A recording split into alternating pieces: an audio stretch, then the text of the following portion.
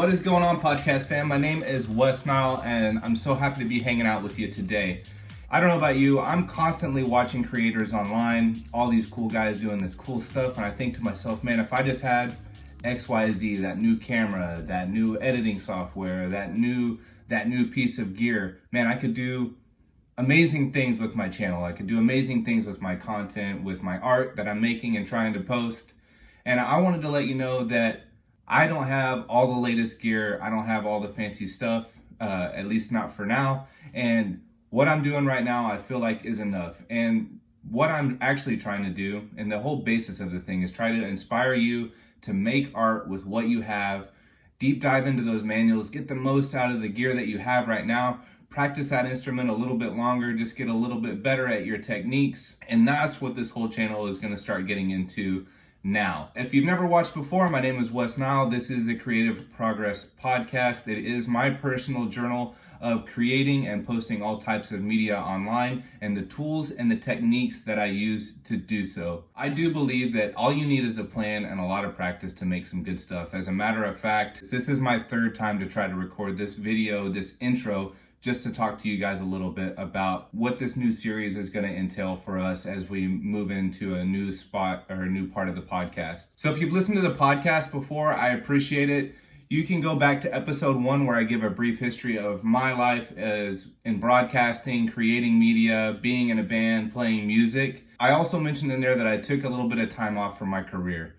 I still have a career, I still have a full-time job, but I'm just trying to be more committed with doing my artwork and doing stuff that helps me. I did go through a 4-year drought, and then all of a sudden I had an opportunity to get a bigger place, a place to practice more. I started playing the drums more, started playing the piano more, and then COVID hit, and I really started deep diving into all of these great content creators online. Rachel K. Collier was a good one, Bad Snacks, Ricky Tinez, Will Hatton, Andrew Wong, just amazing people online. And I did kind of trick myself into thinking, oh, I need this, I need that to make great music. And I just wanted to tell you, yes, I do use some of these MIDI controllers and some of these cool synths that I've seen, but I don't necessarily need that. And I'm actually finding myself moving more towards the analog side of things, just creating live music and then editing it later in my DAW. Ableton Live Lite is what I use, and it does come with limitations. I do want to get into a deep dive on how I use that, but without further ado, I wanted to let you know, not always having the latest and greatest gear is what you need to create your art and get your message out to the world. As a matter of fact, I'm just using an old iPhone to shoot this right now, and I want to show you a few things that I have just on my desk and what I use to capture live sound from acoustic instruments. And we're going to do that today. I'm going to show you my computer, my interface, and the things that I was using up until just recently to start making my media. So let's jump right into it. All right, so I'm gonna hop on the other side of the camera right now. This is what I was just looking at. Here's a look at my super old computer. So this is an iMac from 2013. I know, I need a new computer. We all could use a new computer. In fact, this thing is so old that I can't even pull things from the actual photo app because I'm running too old of software. So what I have to do is actually log into my iCloud on the internet and then drag and drop my photos over. I've been able to just do these slideshows for now, but this is the workaround that I figured out. I might post a short on how to do this a little bit later on if you happen to have a super old iMac and you need to know how to transfer your photos. And then I'm just using regular iMovie to make this video today. In addition, whenever I did convert over to a new DAW, I was a Pro Tools user for the longest time, but this is what I use now, and this is Ableton Live, but not the full version. This is Ableton Live Lite. It does come with some restrictions as far as track limitations and different effects that you can use, but this is what I use to create all my music and stuff that I post online on SoundCloud and that you see on my YouTube channel. I will get into some tutorials on how I do certain things here in Ableton, but this is what I use, and this is the computer that I have and the software that I use. Second part of my rig that we're going to talk about, this is my brand new Tascam 12 He works as a live board. He actually works as a standalone multi-track recorder, and he works as a USB interface. So this interface will plug in from back here all the way around into my computer, and it allows any live instruments that I plug in through the back through these mics to go into the computer program. Before that, you always need a USB interface to record any type of sound or get any type of sound into your DAW. I talked about recording basics. You can find the old episode on the YouTube channel. But I do give a breakdown of some basic tools that you'll need to actually start recording your audio. This was my old interface. I mentioned that I was a Pro Tools guy for a long time, and I had bought this in a bundle, just a recording bundle, and this is just the super old M-Track audio. It has 2 channels. It came from the back. The USB was right here. It plugged into the computer. I wasn't able to get more than 2 tracks, so my workaround was this analog Yamaha board that I got from my uncle's house, and it's just 4 channels. There is another channel here, but this guy doesn't really work all that good. I would just figure out a way where I would plug in 4 mics into those inputs. Really tried to maximize what I could do on this board. I actually learned how to use the sends on this board, so I could do some outboard effects through pedals, so I could use a delay and I could use a reverb on this as well. All of that stuff came directly from the board into the USB interface and then onto my DAW. And for the longest time, that's how I recorded my music.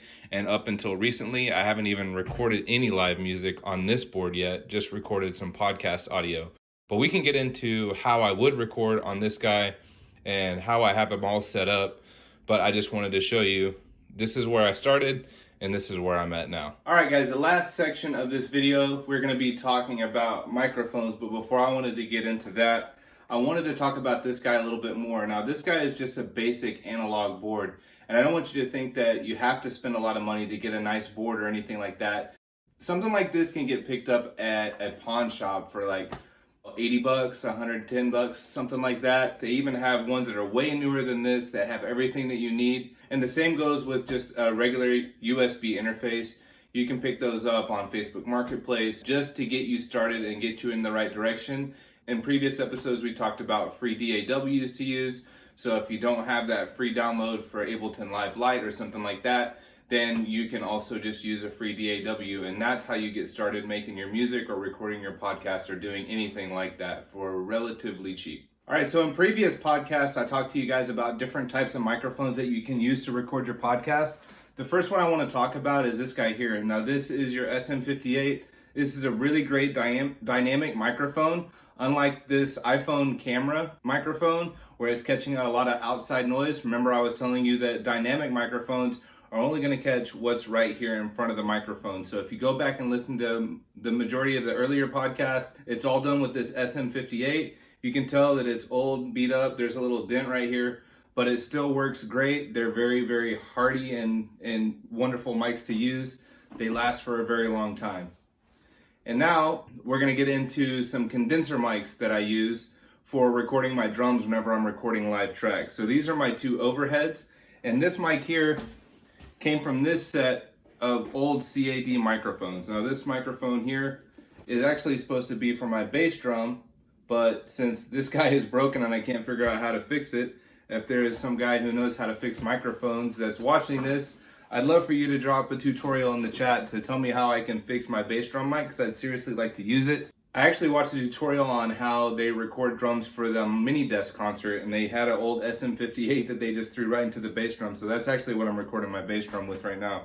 These are the CAD condenser microphones that I use for my overheads. The next portion, I'm going to take this off of the tripod and I'm going to kind of walk around and show you how I have everything set up and the microphones I use to record the rest of my drum set. All right, so now I want to get into some condenser mics that I use. And as you can see here, everything that I have is old and I've tried to take care of it the best I can, but hey, you use what you got to make your artwork, right? So here's my old mic stand. I lost the little twist that makes this kind of more movable. So I just have it where I need this guy, and that's how it works. So this is another CAD mic that I use, and I have it really close, and this primarily will just record my hi-hat, and catch a little bit of my snare, which I also have a regular dynamic mic that just sits right here. It's a CAD, it sits right over my snare.